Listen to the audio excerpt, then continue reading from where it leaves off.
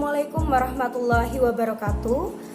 Saya mewakili pembukaan presentasi dari kelompok 5 mengenai bab aspek manajemen dan sumber daya manusia. Sebelumnya saya akan memperkenalkan anggota kelompok kami.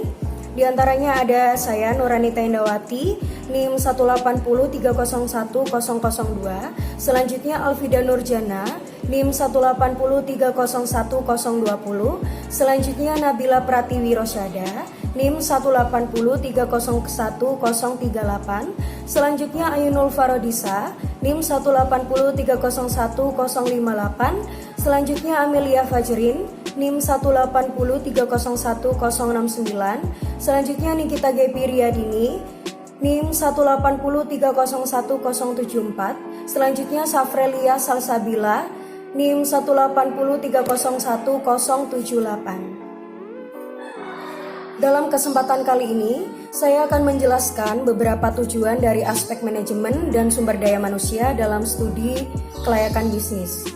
Di antaranya, yang pertama menganalisis penjadwalan pelaksanaan pembangunan bisnis, yang kedua menganalisis jenis-jenis pekerjaan yang diperlukan untuk pembangunan bisnis, yang ketiga menganalisis struktur organisasi yang cocok untuk menjalankan bisnis, yang keempat menganalisis metode pengadaan tenaga kerja untuk menjalankan bisnis, yang kelima menganalisis kesiapan tenaga kerja untuk menjalankan bisnis. Dari kelima tujuan dari aspek manajemen dan sumber daya manusia dalam studi kelayakan bisnis, ada hal-hal yang perlu dipahami dalam aspek manajemen dan sumber daya manusia dalam studi kelayakan bisnis. Di antaranya ada perencanaan dan penjadwalan proyek. Perencanaan proyek merupakan usaha untuk membuat dan menentukan apa yang harus dicapai pada suatu proyek, kapan dan bagaimana proyek tersebut dilaksanakan. Penjadwalan proyek merupakan bagian dari perencanaan proyek secara keseluruhan. Selanjutnya ada hal-hal yang perlu diidentifikasi pada perencanaan proyek. Di antaranya yang pertama kegiatan-kegiatan yang diperlukan pada pembangunan proyek. Yang kedua, pihak atau rekanan atau sumber daya manusia yang akan melakukan setiap tahap pelaksanaan kegiatan. Yang ketiga, fasilitas yang diperlukan untuk setiap tahap pelaksanaan kegiatan. Yang keempat, waktu mulai setiap pelaksanaan tahap pekerjaan. Yang kelima, waktu berakhirnya setiap pelaksanaan tahap pekerjaan. Yang keenam, bahan dan peralatan yang diperlukan setiap tahap pekerjaan. Yang ketujuh, biaya yang diperlukan untuk setiap pelaksanaan tahap pekerjaan. Yang kedelapan, pengawasan yang diperlukan untuk setiap pelaksanaan tahap pekerjaan. Yang kesembilan, usaha-usaha yang harus dilakukan untuk melakukan perbaikan jika terdapat ketidaksesuaian antara rencana dengan pelaksanaan pada setiap tahap pelaksanaan pembangunan. Yang terakhir, biaya yang diperlukan untuk melakukan percepatan setiap tahap kegiatan.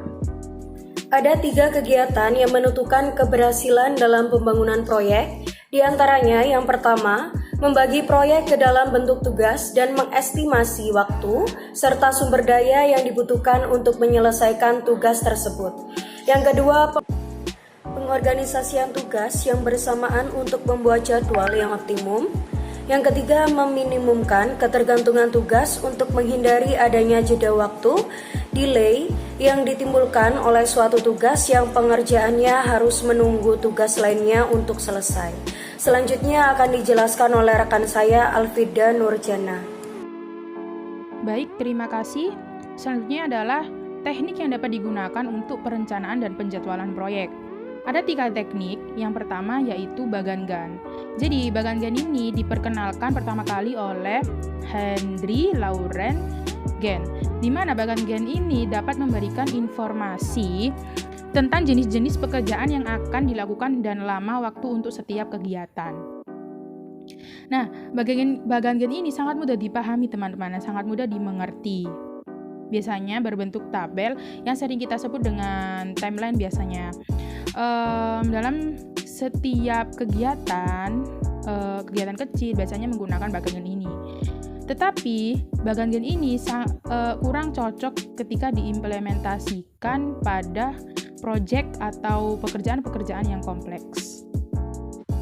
Lalu kemudian kelebihan dan kekurangan Bagan-Gann untuk perencanaan proyek. Yang pertama yaitu sederhana sehingga mudah dibuat dan dipelajari. Biasanya ketika kita ada suatu kegiatan atau proyek, biasanya kita kan menggunakan semacam timeline gitu kan, ada tabel masuk ke minggu pertama atau minggu kedua, dan itu sangat mudah sekali diaplikasikan pada proyek-proyek yang sederhana. Lalu yang kedua, dapat menggambarkan jadwal suatu kegiatan dan kenyataan kemajuan sesungguhnya pada saat pelaporan. Tapi bagan ini mempunyai kekurangan juga. Yang pertama, tidak menunjukkan dengan jenis hubungan ketergantungan antara satu kegiatan dengan kegiatan yang lain.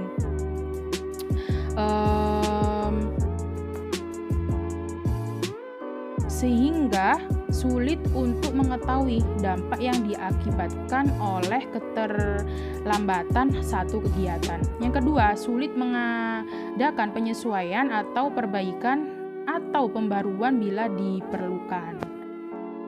Nah, untuk contohnya, ini ada penjadwalan proyek pembangunan rumah makan Eso Malet. Kegiatan pertama ada perencanaan pembangunan, di mana perencanaan pembangunan ini masuk di bulan pertama. Lalu kemudian perencanaan kegiatan kedua yaitu pengurusan perizinan. Pengurusan perizinan ini masuk di pertengahan bulan pertama sampai dengan pertengahan bulan kedua. Yang ketiga, pembangunan gedung rumah makan yang masuk pada pertengahan bulan kedua sampai dengan akhir bulan keempat. Dan sampai seterusnya sampai di kegiatan ketujuh yang masuk di bulan ke-6, akhir bulan ke-6. Yang kedua, ada PERT atau Program Evaluation and Review Technique, di mana PERT ini dikenalkan pertama kali oleh Box, Allen, E. Milton di tahun 1958. Nah, PERT ini prinsipnya adalah teknik penjadwalan suatu proyek dengan cara membagi proyek atau kegiatan untuk menjadi kegiatan yang lebih terperinci dan menjadi jalur kerja yang lebih logis. Sehingga jadwal waktu dan biaya itu bisa digunakan secara optimal.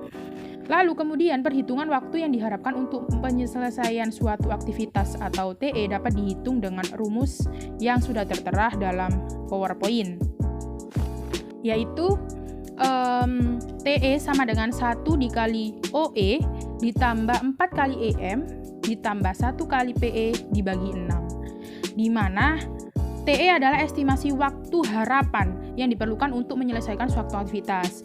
Lalu kemudian OE adalah estimasi waktu optimis atau minimal. EM adalah estimasi waktu yang paling memungkinkan, dan yang terakhir adalah PE, di mana PE ini adalah estimasi waktu pesimis atau maksimal.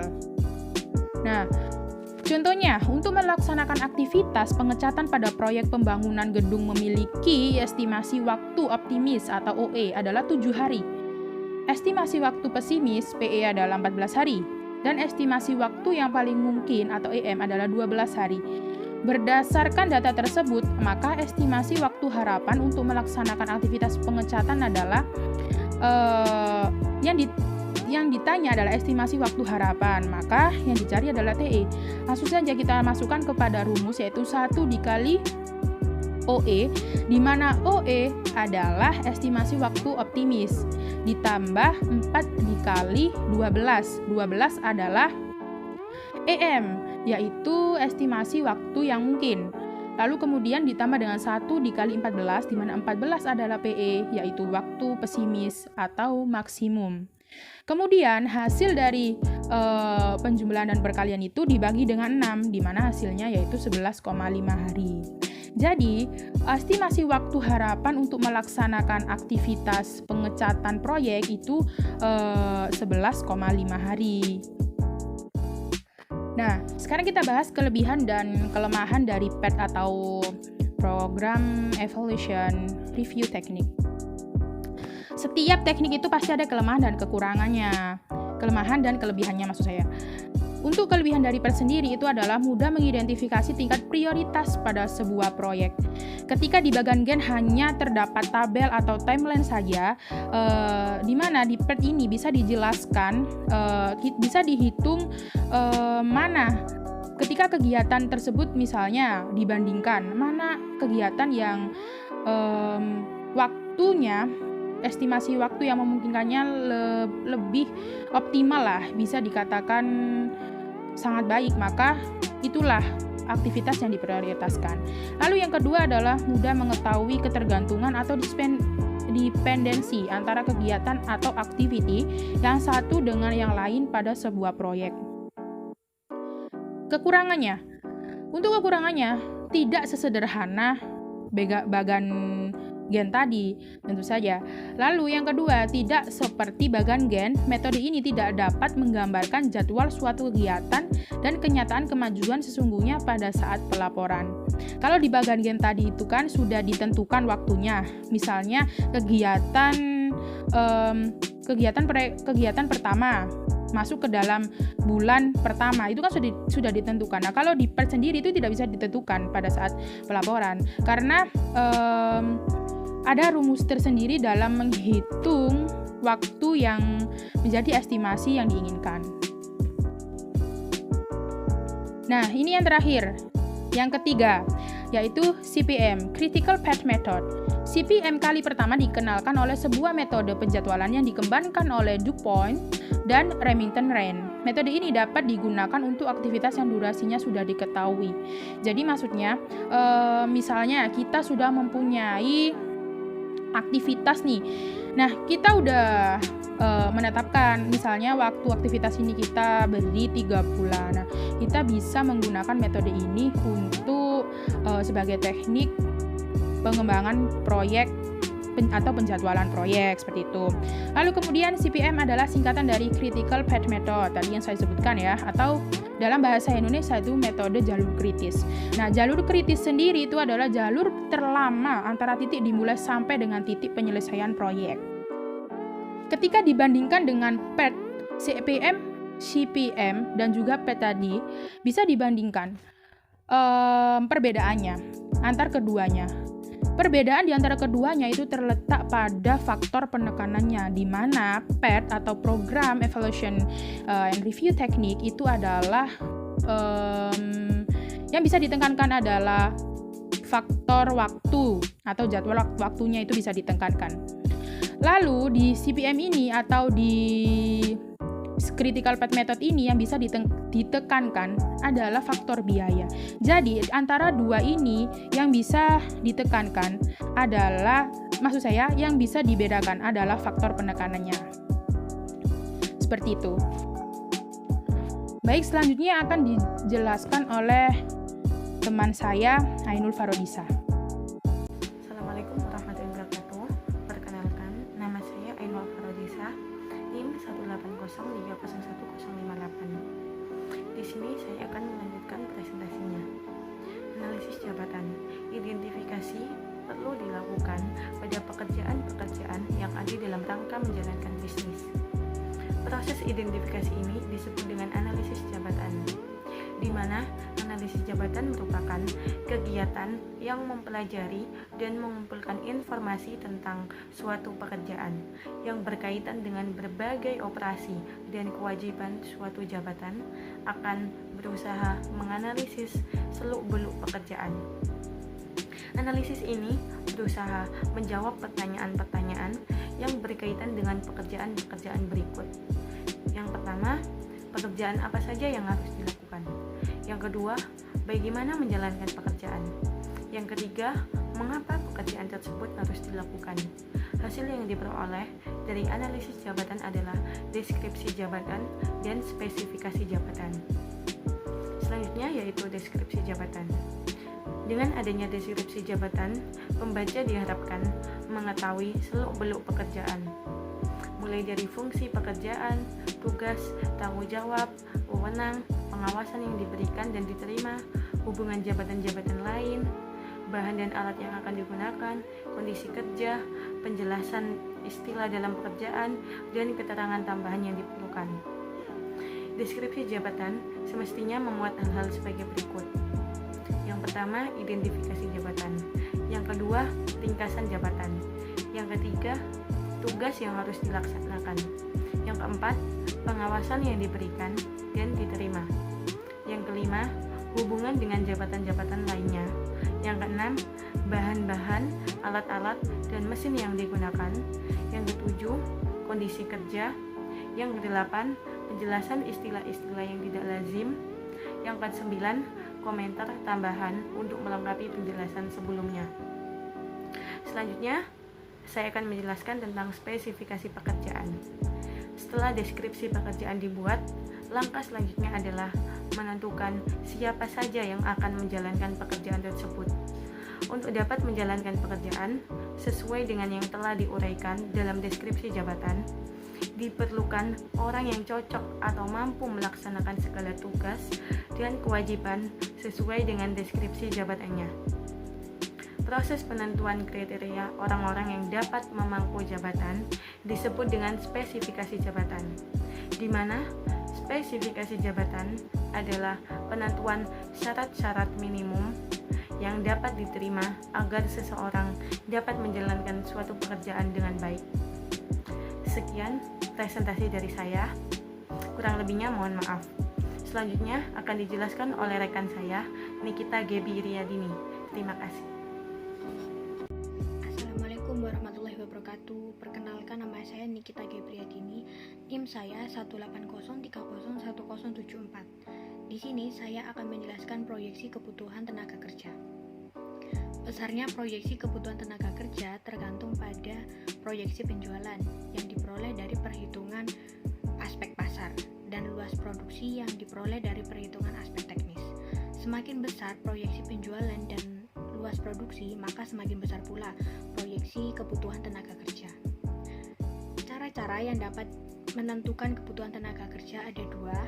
Yang pertama, metode workforce analysis atau WFA, di mana metode ini pada umumnya digunakan untuk menentukan tenaga kerja pada bagian operasional, di mana satuan hasil pekerjaannya mudah untuk diukur. Cara yang kedua adalah metode antrean. Metode antrean ini merupakan metode penentuan jumlah karyawan yang optimal dengan berdasarkan pada teori antrean. Selanjutnya, rekrutmen karyawan. Beberapa cara untuk merekrut karyawan adalah salah satunya adalah yang pertama melalui iklan. Iklan terbagi dua, yaitu media cetak dan media elektronik. Contoh media cetak adalah majalah, koran, dan untuk yang media elektronik yaitu radio. Cara yang kedua, kantor penempatan tenaga kerja. Dapat merupakan kantor penempatan kerja pemerintah, Departemen Tenaga Kerja atau Depnaker, maupun kantor penempatan tenaga kerja yang swasta. Cara yang ketiga, rekomendasi dari karyawan yang sudah bekerja. Cara ini dilakukan dengan cara karyawan yang sudah bekerja lalu merekomendasikan perusahaan untuk dapat bekerja pada perusahaan tersebut. Cara yang keempat, lembaga pendidikan. Perusahaan biasanya menjalin hubungan dengan lembaga-lembaga pendidikan yang menghasilkan lulusan yang sesuai dengan spesifikasi perusahaan karyawan yang dibutuhkan, di mana pada umumnya metode ini dilakukan untuk merekrut karyawan yang terampil. Cara yang terakhir, yang kelima, yaitu lamaran yang masuk secara kebetulan. Padahal perusahaan tidak membuka lowongan, bahkan belum membuka, namun ada yang sudah mendaftar, maka cara itu juga bisa dilakukan. Sekian. Selanjutnya akan dilanjutkan oleh teman saya. Assalamualaikum warahmatullahi wabarakatuh. Perkenalkan, nama saya Amelia Fajrin, NIM 180301069. Di sini saya akan menjelaskan tentang struktur organisasi. Struktur organisasi adalah susunan dan hubungan antar komponen bagian dan posisi dalam suatu organisasi. Nah, struktur organisasi ini menggambarkan peran formal, prosedur, mekanisme, pengawasan, kewenangan, dan juga pengumpulan kebijakan. Tujuannya adalah agar pekerjaan dapat terlaksana dengan baik tanpa pembagian tugas. Pembagian departemen dalam suatu organisasi dapat dikelompokkan menjadi 3 macam. Yang pertama adalah struktur organisasi fungsional. merupakan struktur organisasi yang mengelompokkan individu pada organisasi berdasarkan pekerjaan yang sama. Struktur ini cocok diterapkan pada organisasi yang masih kecil dengan sumber daya yang terbatas dan lini produk yang dihasilkan tidak layak. Bentuk struktur organisasi fungsional adalah bisa dilihat di dalam tabel. Direktur utama membagi kelompok pekerjaan yang sama menjadi 4, yakni manajer keuangan, manajer operasional, manajer pemasaran, dan manajer SDM. Yang kedua adalah struktur organisasi produk, yakni struktur organisasi yang mengelompokkan individu pada organisasi berdasarkan jenis produk yang dihasilkan. Jadi, individu yang produksi produk yang sama dikelompokkan menjadi satu. Struktur organisasi ini produksi lini produk yang sangat banyak. Bentuk struktur organisasi produk bisa dilihat dalam tabel. Direktur utama mengelompokkan individu berdasarkan produk yang dihasilkan menjadi 4 kelompok, yakni manajer sabun mandi, manajer sampo, manajer pasta gigi, dan manajer sabun cuci. Struktur organisasi produk ini memiliki kelebihan, yakni paling sesuai untuk lingkungan yang tidak stabil dengan perubahan cepat, penanggung jawab produk jelas, koordinasi antar fungsi baik, mulai beradaptasi dengan tuntutan luar, sesuai dengan organisasi berukuran besar, dan baik untuk organisasi yang menghasilkan banyak jenis produk. Sekian penjelasan dari saya, kurang lebihnya mohon maaf. Dan selanjutnya akan dijelaskan oleh rekan saya Nabila Pratiwi Rasyada. Terima kasih. Assalamualaikum warahmatullahi wabarakatuh. Nama saya Nabila Pratiwi Rasyada, NIM 038. Di sini saya akan menjelaskan tentang struktur organisasi matriks. Struktur organisasi matriks merupakan kombinasi dari struktur organisasi fungsional dan struktur organisasi produk. Bentuk dari struktur organisasi matriks tampak sebagai berikut. Pada struktur organisasi ini, seseorang dalam organisasi memiliki dua posisi, baik posisi pada fungsi maupun posisi pada produk yang dihasilkan atau dipasarkan. Struktur organisasi matriks cocok untuk organisasi yang kompleks. Struktur organisasi matriks memiliki kekurangan dan memiliki kelebihan yang diuraikan pada tabel sebagai berikut. Kelebihan struktur organisasi matriks yaitu mampu mencapai tingkat koordinasi yang diperlukan untuk menjawab tuntutan ganda lingkungan. Yang kedua, dapat memanfaatkan karyawan secara fleksibel. Yang ketiga, sesuai dengan pengambilan keputusan yang sifatnya rumit serta lingkungan yang tidak stabil. Selanjutnya, sangat sesuai untuk organisasi ukuran sedang. Untuk kekurangannya, yang pertama adalah tidak mampu mencapai efisiensi ekonomis. Yang kedua, koordinasi antar produk sulit. Yang ketiga, keahlian teknis hilang karena tidak ada spesialisasi fungsional. Yang keempat, integrasi ataupun standarisasi antar produk sulit tercapai. Yang kelima, adanya wewenang ganda menyebabkan memunculkan kebingungan. Yang keenam, menghabiskan banyak waktu koordinasi hanya bisa berjalan jika hubungan bersifat kolegial bukan vertikal. Yang selanjutnya, sumber data. Sumber data untuk melakukan analisis pada manajemen dan sumber daya manusia dalam studi kelayakan bisnis berasal dari data primer maupun sekunder.